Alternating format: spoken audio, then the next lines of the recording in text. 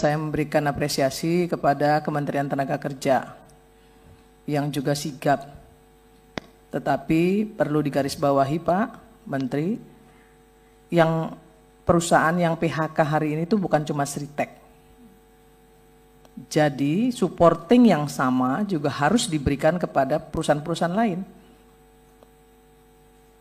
yang juga menjadi korban PHK, yang juga melakukan kepailitan.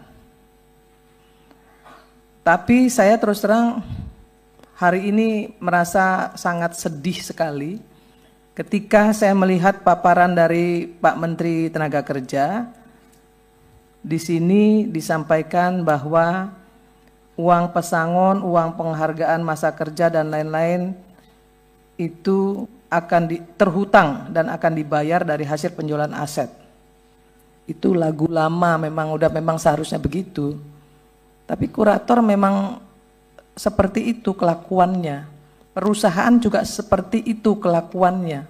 1-2 bulan menjelang Lebaran selalu melakukan PHK. Nanti di Undang-Undang Ketenagakerjaan yang baru pimpinan, ini harus masuk dalam klausul loh. Perusahaan yang melakukan tindakan amoral ya, yang seperti ini harus ada punishment yang jelas kok. Tiba-tiba PHK.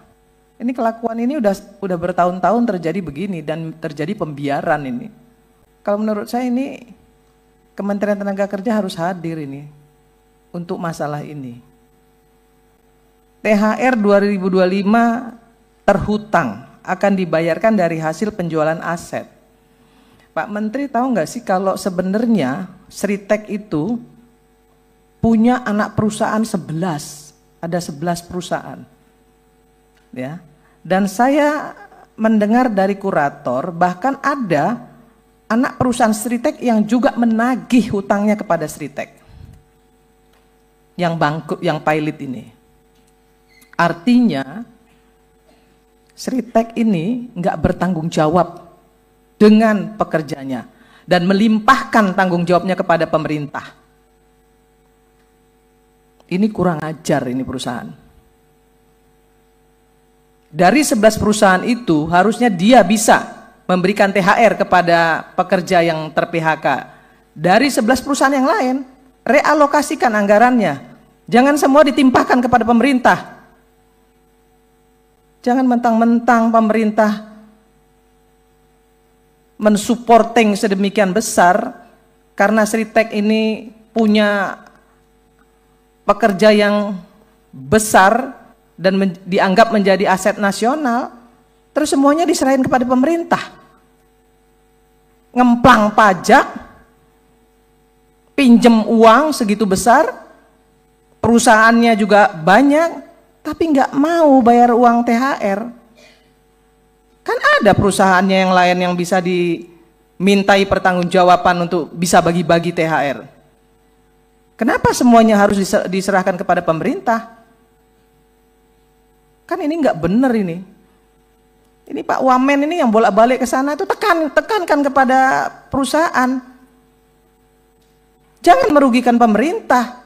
Untungnya mereka makan, tapi ketika rugi mereka serahkan semuanya kepada pemerintah. Di mana empati pemilik Sritek yang punya 11 perusahaan itu, yang foto-foto dengan pekerjanya seolah-olah punya hubungan yang begitu dekat, tapi mana tanggung jawabnya, mana empatinya?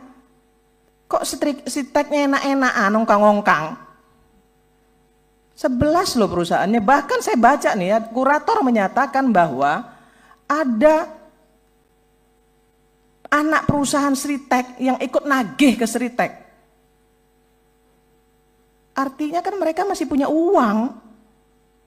Kalau nunggu kurator sampai kapan? Bagian komitmen Pak Presiden sudah dilaksanakan loh, akan ada perusahaan. Dan saya percaya itu. Untuk mengambil alih, kemudian mempekerjakan kembali dengan seluruh mekanisme sesuai dengan konstitusi dan undang-undang. Ini sudah luar biasa, tapi hati-hati pemerintah juga saya ingatkan. Karena apa? Nanti nanti perusahaan-perusahaan lain yang pilot juga akan minta diperlakukan sama loh. Hati-hati. Jangan terjadi ada pembedaan nanti.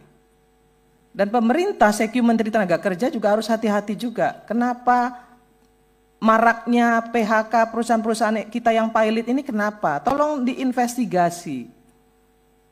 Ini Menteri Tenaga Kerja pontang-panting ini, saya tahu. Wamen apalagi tuh. Yang walaupun kadang-kadang ngomongnya banyak sehingga banyak diprotes. Tapi saya tahu maksud beliau baik. Saya tahu maksud beliau baik, tapi saya tetap omelin dia karena dia adik saya. Saya omelin, kamu jangan terlalu banyak ngomong deh.